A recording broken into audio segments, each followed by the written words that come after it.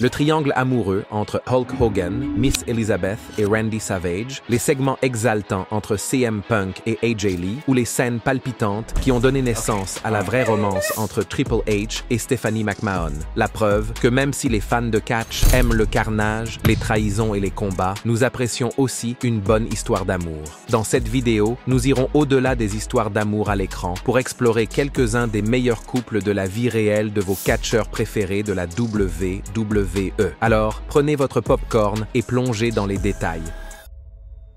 Pour tout fan de catch, le couple qui vient en premier à l'esprit quand on entend les mots amour et WWE est Triple H et Stephanie McMahon. Les deux superstars ont peut-être dépassé l'âge de la gloire en tant qu'athlètes professionnels, mais ils sont toujours Monsieur et Madame WWE fort. Ce que la plupart des gens ignorent aujourd'hui, c'est que ce couple a commencé par une histoire. Vous avez bien entendu, remontons le temps jusqu'en 1999, date à laquelle tout a commencé. À l'époque, Triple H n'en était qu'à quelques années de ce qui est maintenant devenu une carrière de 3 décennies au sein de la société de Vince McMahon. Sa carrière de catcheur professionnel a débuté en 1992. 3 ans plus tard, McMahon a pris le risque de faire signer un certain Paul Levesque, et le reste appartient à l'histoire. 14 titres de champion du monde, 5 titres de champion intercontinental, 7 têtes d'affiche à WrestleMania et plusieurs titres de champion par équipe plus tard, il est maintenant responsable à lui seul de toutes les décisions créatives de la compagnie. Quoi qu'il en soit, en 1999, il venait tout juste de remporter son premier des 9 championnats de la WWE.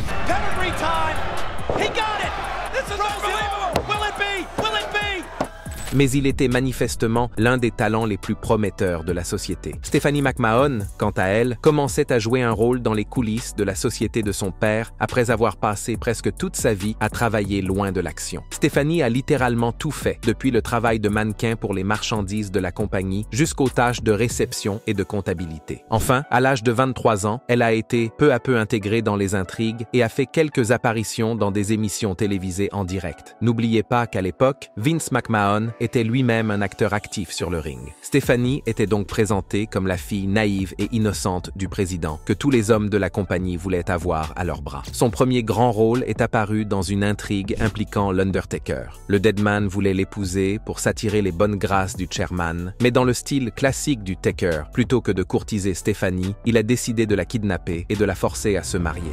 You know who this is. I know who this is. Just tell me. You'll never see your precious little girl again. Avant que cela ne se produise, Stone Cold Steve Austin est intervenu pour sauver la Billion Dollar Princess. Après quoi, elle a entamé une relation à l'écran avec Test. Quelques mois plus tard, Stephanie est devenue la petite amie de Triple H à l'écran. Mais voici le premier rebondissement. Pendant ce temps, Triple H entretenait une relation dans la vraie vie avec une autre superstar de la WWE, Chyna. Les deux étaient ensemble depuis un bon moment et vivaient même ensemble. Mais bien sûr, ce qui se passait entre Stephanie et Triple H n'était qu'une performance pour les caméras. C'est du moins ce que tout le monde, y compris Chyna, croyait. Jusqu'à ce qu'un an plus tard, des rumeurs commencent à circuler selon lesquelles le couple de pouvoir à l'écran serait devenu un couple d'amoureux dans la vraie vie. À une époque où de nombreuses histoires d'amour à l'écran finissaient par se transformer en une sorte de relation dans la vraie vie, ce n'était pas vraiment une surprise. Le seul problème, cependant, c'est que Triple H et Chyna étaient encore très impliqués. Ainsi, lorsque la nouvelle de l'union du Game et de la Billion Dollar Princess est apparue sur les ondes, elle a été suivie d'une tonne de drames. Chyna et Stephanie se sont battus et affrontés à plusieurs reprises jusqu'à ce que Vince McMahon soit contraint de choisir le camp de sa fille. Si l'on ajoute à cela un certain nombre de problèmes personnels sans rapport avec l'affaire, Chyna finit par être renvoyée de la compagnie en 2001. Moins de 2 ans plus tard, Paul Levesque et Stephanie McMahon se sont fiancés le jour de la Saint-Valentin et se sont mariés en octobre 2003 lors d'une somptueuse cérémonie à New York. Plus de 20 ans plus tard, le couple numéro 1 du catch est toujours ensemble et en pleine forme. Ils ont 3 filles ensemble et sont probablement le couple le plus riche de cette liste, avec une valeur nette combinée de 500 millions de dollars. Triple H travaille toujours à la WWE, comme vous le savez peut-être, en tant que directeur du contenu WWE Chief Content Officer, Paul Triple H.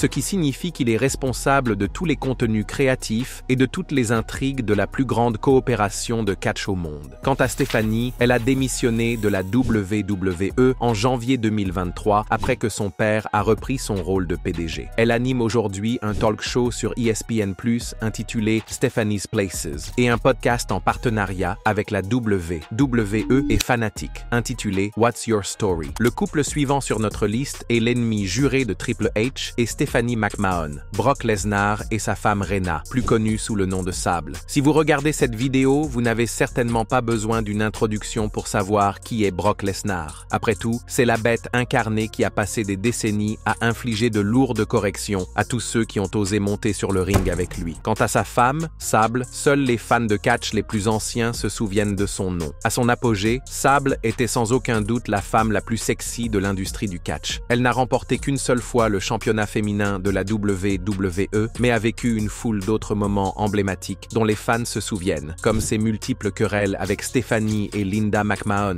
ses scènes osées avec Vince McMahon, sa couverture de Playboy, et cette fois où elle a poursuivi la WWE pour $279 dans le cadre d'un procès pour harcèlement sexuel. Tout comme Triple H et Stephanie, ce couple s'est rencontré pendant leur séjour à la WWE, mais leur histoire d'amour s'est aussi accompagnée d'un certain nombre de drames. Pour commencer, Sable avait déjà eu une relation avec un autre catcheur de la WWE avant de rencontrer Lesnar. Ce catcheur s'appelait Marc Mero et Sable a fait ses débuts professionnels dans la compagnie de Vince McMahon le même soir que Mero en 1996. Avant Marc Mero, Sable avait été marié à un homme nommé Wayne Richardson de 1987 jusqu'à sa mort en 1991. Après la mort de son premier mari, elle s'est mariée avec Mero en 1993 et, bien qu'elle ait été fortement sexualisée pendant la majeure partie de sa carrière à la WWE, le couple est resté ensemble pendant 10 ans. Leur relation n'a pris fin qu'en 2004, lorsque Brock Lesnar est entré en scène. Lesnar venait d'entrer dans le monde du catch professionnel après une carrière universitaire réussie et un service dans l'armée américaine. À l'époque, Lesnar était fiancé à Nicole McLean, qui venait de donner naissance à des jumeaux. Mais d'une manière ou d'une autre, Sable et Lesnar sont tombés amoureux l'un de l'autre et ne se sont plus souciés du reste. Un an seulement après son entrée à la WWE, Brock Lesnar, âgé de 26 ans, a été soupçonné d'entretenir une relation avec Rena Marlette, mariée et âgée de 35 ans, qui venait de revenir après un hiatus de 4 ans. Comme on pouvait s'y attendre, les tabloïds et les journaux se sont emballés pour cette histoire juteuse, mais le couple s'en est moqué. Peu après que leur relation soit devenue publique, Rena a divorcé de Mero. Et lorsque Brock Lesnar a quitté la WWE après WrestleMania 20 pour poursuivre sa carrière en NFL, Sable l'a suivi quelques mois plus tard. Le couple s'est fiancé plus tard dans l'année, et au cas où vous vous demanderiez à quoi ressemblait la demande en mariage d'une brute comme Brock Lesnar, disons que ce n'était pas quelque chose de conventionnel. En fait, dans les mois qui ont précédé sa demande en mariage, le couple avait rompu et Sable avait déménagé en Floride. Mais Brock Lesnar, tout comme lorsqu'il met son adversaire dans un Brock Lock, ne se laissait pas faire si facilement. Il s'est donc envolé pour la Floride, s'est introduit chez elle quand elle était sortie, a appelé son téléphone portable avec son téléphone personnel pour annoncer son arrivée et l'a attendu. Ils ont fini par passer le week-end ensemble et, juste avant de se rendre à l'aéroport pour quitter la ville, Lesnar lui a posé la question. Ils se sont mariés plus d'un an plus tard, en mai 2006, et ne se sont plus quittés depuis. Le couple a 2 enfants et mène une vie plutôt tranquille dans une ferme de Merrifield, en Saskatchewan, après l'implication de Lesnar dans le scandale des poursuites judiciaires de Vince McMahon. D'une WWE à l'autre, voyons à quoi ressemble la vie de l'Undertaker et de sa femme Michelle McCool. Pendant plusieurs décennies, l'Undertaker a dominé le monde du catch en tant que l'un des personnages les plus emblématiques jamais vus et aussi l'un des plus prospères. Au cours d'une carrière qui s'est étendue sur 3 décennies, l'Undertaker a tout gagné. 4 championnats de la WWE, 3 championnats du monde des poids lourds, 6 championnats du monde par équipe, et la liste est encore longue. Mais ce que la plupart des gens ignorent, c'est que le Deadman a également réussi à se trouver un compagnon de vie au cours de sa carrière. Lorsque Mark Calaway est entré à la WWE en 1990, il venait de se marier avec une femme nommée Jody Lynn. Le couple a passé 10 ans ensemble et a eu un fils avant de divorcer en 1999. On peut supposer que cela a quelque chose à voir avec le fait que le Taker avait des vues sur quelqu'un d'autre alors qu'il était encore marié, car 1 an seulement après son divorce, il s'est remarié. Cette fois avec Sarah Frank, une non-catcheuse qui a fini par faire de nombreuses apparitions à la WWE WWE juste pour aider les intrigues. Calaway et Sarah ont eu 2 filles, mais ont fini par divorcer en 2007. Ce divorce est intervenu quelques années seulement après que la WWE a engagé une certaine Michelle McCool en tant que professionnelle dans la division Diva. Michelle est une femme qui a grandi en aimant le catch et a également participé à une tonne de sports en tant que jeune adulte, mais a fini par travailler comme professeure de collège à Palatka, en Floride. Elle a fini par participer au WWE Diva Search en 2004, et bien qu'elle n'ait pas gagné, la compagnie lui a offert un contrat de 3 ans. À la fin de ses 3 premières années, elle a tellement impressionné les autorités que son contrat a été prolongé et qu'elle a été propulsée dans le roster principal. Elle a ensuite continué à faire ses preuves en menant une carrière digne du Hall of Fame, au cours de laquelle elle a notamment remporté 2 titres de championne et 2 titres de championne unifiés des divas. Revenons à 2007. Calaway était déjà l'un des plus grands talents de la compagnie, tandis que Michelle essayait de se faire une place dans le milieu. À un moment donné, le grand méchant Undertaker a commencé à avoir le béguin pour sa collègue. Et ce n'était pas n'importe quel type de béguin, c'était un béguin embarrassant, ce qui n'arrange pas les choses. Selon McCool, le Deadman était tellement obsédé par elle que d'autres catcheurs se sont rendus compte qu'il avait le béguin pour elle. Calaway, parlant de cette période des années plus tard, a expliqué qu'il avait l'habitude de ne pas sortir avec ses collègues, mais que Michelle McCool l'avait frappé et qu'il n'arrivait pas à la quitter des yeux. Cependant, elle n'était pas intéressée à sortir avec une énigme en trench coat, aux cheveux longs et aux yeux sombres, qui avait 15 ans de plus qu'elle. Elle avait littéralement grandi en regardant le Taker à la télévision, et dans ses livres, il n'était en aucun cas l'homme de ses rêves. Mais Mark Calaway n'a pas renoncé à son nouvel intérêt amoureux, lui tendant constamment la main et essayant de l'inciter à sortir avec lui. Comme le dit Michelle, j'en suis arrivé au point où il n'arrêtait pas de me demander « Allons dîner ou faisons ceci ?» Et je lui ai répondu « Écoute, si tu me laisses tranquille, j'irai dîner avec toi. » Ils ont donc eu un premier rendez-vous, puis un deuxième et un troisième. Et en 2008, ils sortaient officiellement ensemble. 2 ans plus tard, les 2 superstars de la WWE se sont mariés lors d'une cérémonie au Texas et ne se sont plus quittés depuis. Ensemble, Calaway et Michelle ont 2 enfants, une fille née en 2012 et un fils adopté. Passons maintenant à un autre couple controversé, CM Punk et AJ Lee. D'accord, ce couple n'est pas controversé à cause de l'infidélité ou de la tromperie de l'un des partenaires sur son ex. Non, rien de tout cela. Ils sont plutôt controversés parce qu'ils ont été un véritable casse-tête pour la WWE.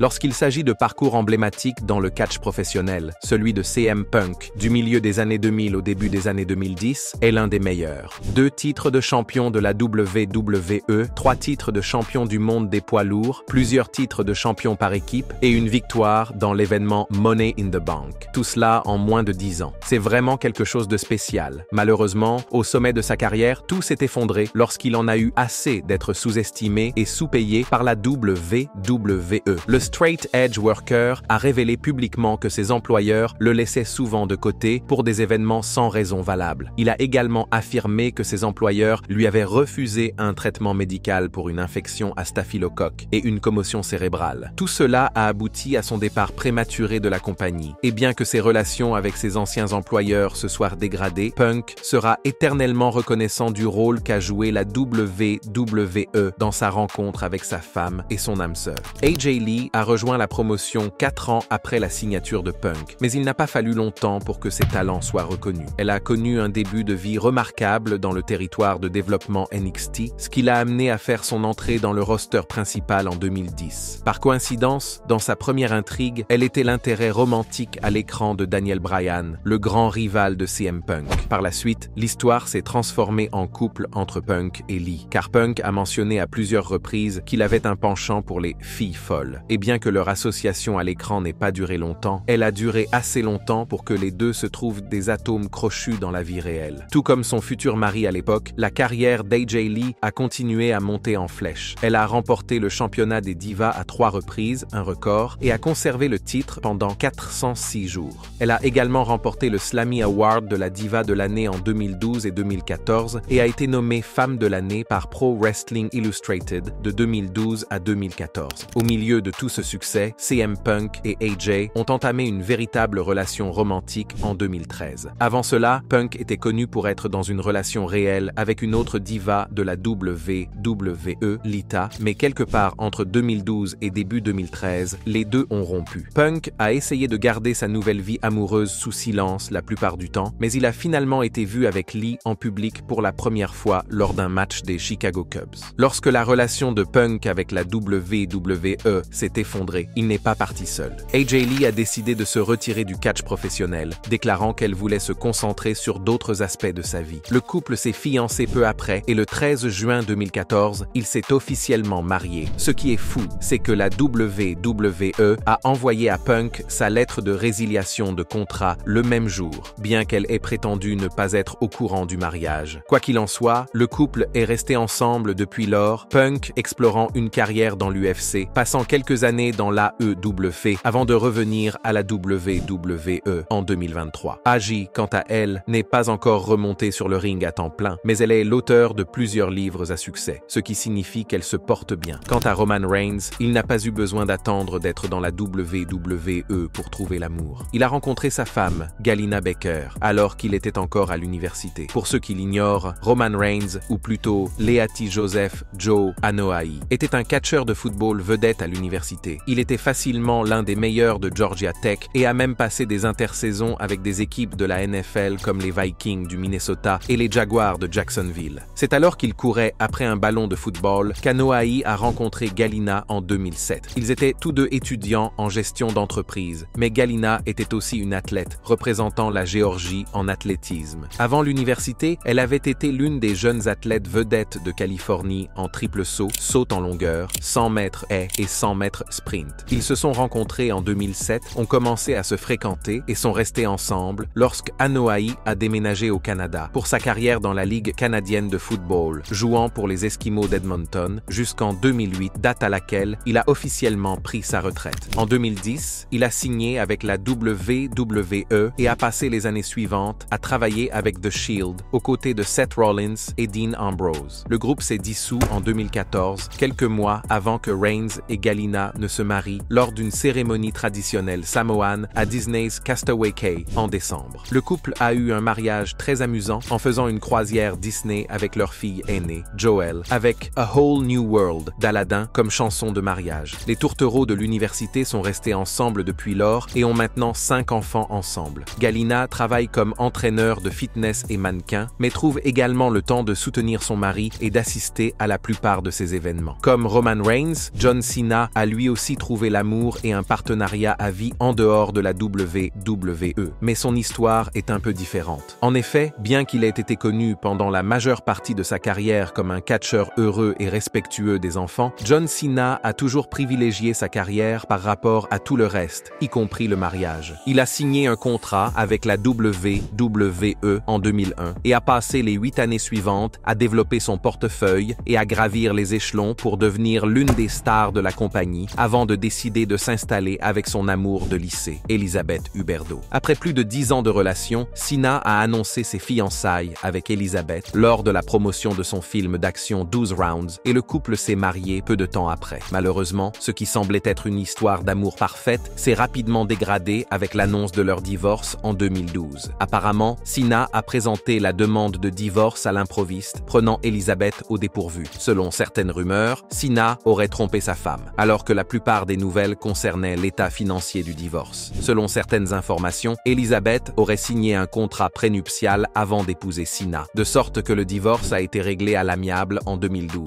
À propos de son premier mariage, John Cena a déclaré quelque temps plus tard « J'ai fait de la WWE ma vie absolue. Je n'ai pas de famille. J'ai essayé le mariage une fois et j'ai réalisé que mon mariage à la WWE était celui qui allait survivre. » Disons simplement que cette déclaration n'était pas très vraie, car quelques mois seulement après la dissolution de son premier mariage, la nouvelle d'une nouvelle relation entre Cena et une autre star de la WWE est apparue sur les ondes. Cette fois, avec une autre star de la WWE, Nikki Bella. Nikki a récemment réintégré la compagnie en 2025. Son nom devrait donc vous être familier. En 2012, elle en était à sa 5e année dans l'entreprise et était principalement connue pour être la moitié des Bella Twins, aux côtés de sa sœur Brie. Bella et Cena ont rendu leur relation publique peu de temps après, en participant à des tapis rouges et en donnant aux fans un aperçu de leur vie personnelle grâce aux séries de télé-réalité Total Divas et Total Bellas de la WWE. Les deux catcheurs étant au sommet de leur carrière, ils sont rapidement devenus le couple le plus puissant de la WWE et à WrestleMania 33, John Cena a fait la demande demande en mariage, l'une des plus grandes demandes en mariage de tous les catcheurs de cette liste. Le couple s'est fiancé et a commencé à planifier son mariage jusqu'à ce que soudainement, quelques mois avant le mariage, ils annoncent qu'ils n'annulent pas seulement leur mariage, mais qu'ils mettent fin à leur relation de 5. Jusqu'à aujourd'hui, personne ne connaît vraiment les raisons qui ont pu conduire à une telle décision. Un an plus tard, Cena avait une autre relation, mais cette fois-ci, il avait choisi de la garder très secrète. Il s'est mis en couple avec une ingénieure en informatique, Shea Shariatzadeh, rencontrée lors du tournage de Playing with Fire. Le couple a prononcé ses premiers vœux dans un tribunal privé avant de tenir une autre cérémonie privée au Canada en 2022. Ils sont toujours ensemble à ce jour, mais ont choisi de garder la plupart des détails de leur vie privée loin des médias, sauf lorsqu'ils sont vus ensemble en public sur le tapis rouge. Vers la fin de notre vidéo sur les catcheurs de la WWE